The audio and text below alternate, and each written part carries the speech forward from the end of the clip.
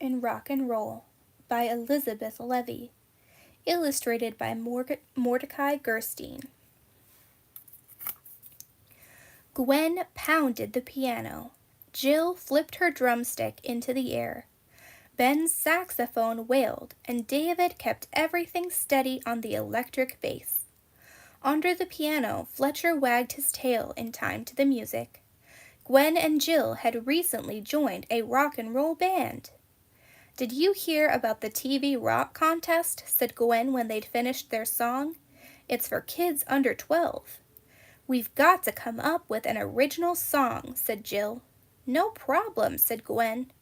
But there was a problem. The group argued over every note. Their music sounded so awful that Fletcher's tail stopped wagging. He put his paws over his ears. "I'm starved," said Gwen finally. "I can't write another note if we don't eat something." "Food might be a help," said Jill. "Let's order pizza," said Ben. "Pizza with pepperoni." "And extra cheese," said David. "But no anchovies," said Gwen. When the pizza arrived, Fletcher's nose twitched. He stood up on his hind legs, plunked his front paws on the piano keys, and howled. Ben and David started laughing. "Don't mind him," said Jill. "He's hungry all the time. It's a dog's life." "That's it," shouted Gwen. She played chords on the piano and sang, "It's a dog's life." Suddenly, the group wasn't arguing anymore. Within minutes, they had written the words and a tune. "Let's call ourselves Fletcher and the Gang," said Gwen. "We can wear long ears," said David. "We can give Fletcher a punk collar," said Ben. "I'm not sure that Fletcher likes punk," said Jill. "Let's just hope he keeps liking pizza," said Ben. "We need that final howl for the contest." "Don't worry," said Gwen. "Fletcher will never get tired of pizza." Fletcher and the Gang went to the TV station for the open auditions. Hundreds of kids showed up in all sorts of costume. Punk rockers, Madonna lookalikes, young yuppies, and Elvis lookalikes. Nobody else had a dog. Gwen, Jill, Ben, and David were very nervous. But when Jill held pizza over Fletcher's head, he howled on cue. Then the gang joined in with a high-pitched "Ow, woo, woo, woo!" The judges all laughed. 1 week later, they found out they were finalists. The TV station wanted them at a dress rehearsal on Wednesday. They decided to practice every day after school. The next day, Jill showed up for rehearsal looking panic-stricken. "Fletcher's missing," she cried. "Maybe he found a girlfriend," joked David. "Maybe he's got his first groupie." "This isn't funny," insisted Gwen. Gwen tapped her braces. "Why is she doing that?" demanded Ben and David. "Because something queer is going on," said Gwen. "Fletcher wouldn't just disappear." They searched the neighborhood. There was no sign of Fletcher. Gwen, Jill, Ben, and David put up posters all over town offering a reward. Nobody called. "We're ruined," said Ben. "Without Fletcher's final note, we're nothing." "I'd give up fame and fortune just to have Fletcher back," said Jill in tears. Gwen put her arm around Jill. "We have to go to the rehearsal. Fletcher would have wanted us to carry on." On the night of the rehearsal, Fletcher was still missing. The other finalists had terrific costumes. The Baroos were dressed as mummies. The tarantulas had spider suits and wore webbed masks. The potatoes had costumes that covered their bodies. Each one was a different kind of potato. The teeny-weeny bobbers wore clown makeup. The lead singer, Willie, was only 5. Risa was tiny, but she banged out a mean sound on her toy xylophone. "We look silly in our Fletcher ears without a dog to howl," grumbled David. "Where's the dog?" muttered the director. "He was the best thing in your act." Gwen sighed. "He just wandered off." "That's rock and roll for you," said the director. The following day, Gwen, Jill, Ben, and David tried to rehearse, but nobody's heart was in it. Then the phone rang. "If you want your dog back, go to Durant and Original," said a squeaky high voice. "Who is this?" Jill demanded. The caller hung up. Gwen and Jill ran to the corner of Durant and Original. The street was deserted. "Look," Gwen said. She pointed to one of their reward signs for Fletcher taped onto a lamppost. A red arrow pointed to an empty lot. It looked like it had been drawn in blood. Suddenly they heard a whimper. "Fletcher!" cried Jill. Fletcher was standing in a pile of garbage, surrounded by newspapers, empty pizza boxes, and pop bottles. Gwen touched the arrow on the lamppost. "It's sticky. Maybe it's blood. Is Fletcher cut?" Jill felt Fletcher all over. "He's a little thin, but I can't find any blood." They carried Fletcher back to Jill's house. "Look at this," cried Jill. A piece of light brown felt hung from Fletcher's collar. "A clue!" exclaimed Gwen. "What's she, an amateur detective?" asked David. "Gwen's very good at solving mysteries," said Jill. "Let's order pizza," said Ben. "Fletcher has to practice his howl." When the pizza was delivered, Fletcher hid under the piano. Jill put a slice under his nose. Fletcher wasn't interested. He wouldn't howl. He hated pizza. "We're ruined!" exclaimed David. "Sabotage," said Gwen with a tap to her braces. "I knew there was something queer about Fletcher's disappearance." "Maybe he's just tired from his ordeal," said Jill. "We'll try again tomorrow." On Thursday, they ordered pizza. Fletcher hid behind the drums. They tried on Friday. Fletcher ran out of the room when he smelled pizza. Gwen tapped her braces.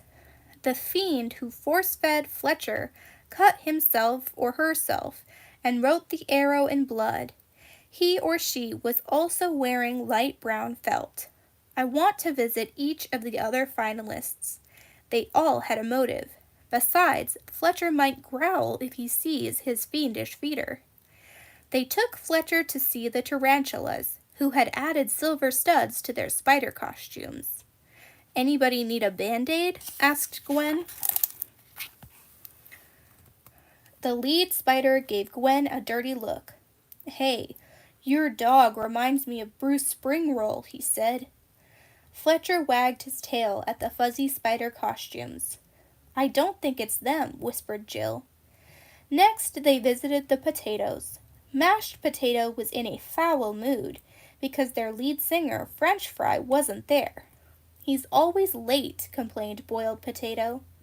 Gwen looked down at Fletcher for any sign of fear. He had fallen asleep on Baked Potato's drum pedal. At the Baroos, Fletcher grabbed an end of a mummy wrap and started to pull. Gwen tapped her braces. Was one of the mummies bandaged to hide a cut? "Are you all wrapped up as mummies so you don't cut yourself again?" asked Gwen. "Nobody has a cut," said Ellen, the lead Baroo. Fletcher wagged his tail. "It's not the Baroos," said Jill. "Let's get out of here before we're all wrapped up." Willie of Teeny Weeny Boppers had on a baseball cap. He hugged Fletcher. "Cute doggy," said Willie. Fletcher licked his face. Then he gave Risa a kiss. "He likes us," said Willie. "Great," moaned Jill. Sunday arrived, the day of the live TV show, and Fletcher still wouldn't howl for pizza. Gwen was no closer to finding out who had taken him. "We're gonna bomb," said David. Gwen, Jill, Ben, and David put on their hound dog ears and dog collars. "Don't worry," said Gwen. "Fletcher and I won't let you down." The rest of the group groaned. On the way to the TV station, they stopped at the pizza parlor. They ordered a pizza. Gwen tapped her braces. "Has anybody been ordering a shocking number of pizzas?" she asked the owner. "I'll say," said the owner. "Business has been booming." Can you give us the address of your best customer? Asked Gwen. It's important. Well, I don't know what harm it will do. She handed Gwen a slip of paper. That's our address, said Jill. You've been our best customer, right? The owner turned to the kid who had been delivering the pizzas to Jill's house. Fletcher whimpered. He hated pizza. Aren't you going to be late again? The owner asked the kid. Gwen tapped her braces. Gwen and Jill took the pizza to the TV station. Gwen looked around for the potatoes. Boiled was dressed like a new red potato. Baked was wrapped in aluminum foil. French fry showed up at the last minute in a brown felt costume with cut-out holes for his eyes and mouth. I gotta see the poster with the arrow, said Gwen. Jill dug it out of her knapsack. Gwen licked the dried-up red arrow. Yuck, said Jill. It's tomato sauce, said Gwen, not blood. Gwen picked up the piece of brown felt she had found on Fletcher's dog collar. Gwen walked up to the boy dressed as a French fry. Sure enough, there was a patch on the back of his costume. Excuse me, said Gwen, does this belong to you? Gwen showed French fry the piece of brown felt. Where did you find that? Asked French fry. On Fletcher's dog collar, yelled Jim. French fry ran off the stage. Gwen and Jill chased him, knocking over one of the spiders, unwrapping one of the Baru mummies. Fletcher flew after the fleeing fiendish French fry. Finally, Gwen flipped the pizza at French fry. He slipped in the gooey cheese and fell on the floor. Jill tackled him. I've got the rotten potato, she cried. She had tomato sauce and cheese all over her arms.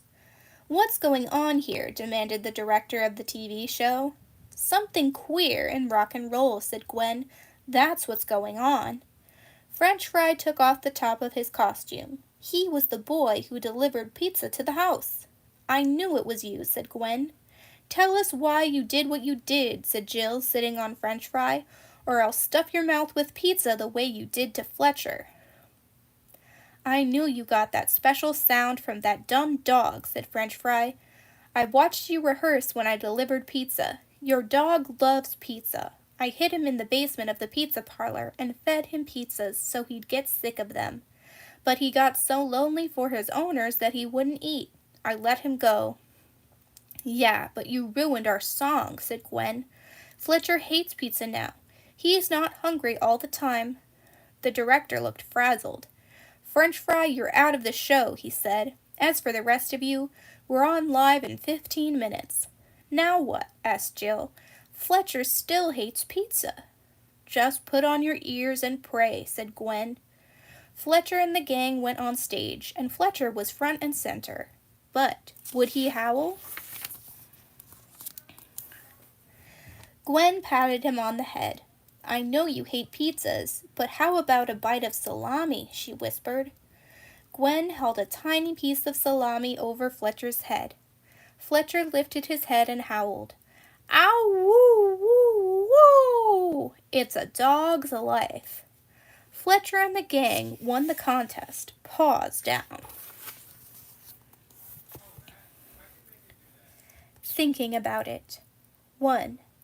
When did you first figure out the solution to the mystery? Did you solve it before Gwen? 2. You are Fletcher. Tell what happened to you after your group became one of the finalists. 3. And now, making their first music video, we present the rockinest, rollinest group of today. That's you! What would you name a rock and roll group? What makes your group a winner?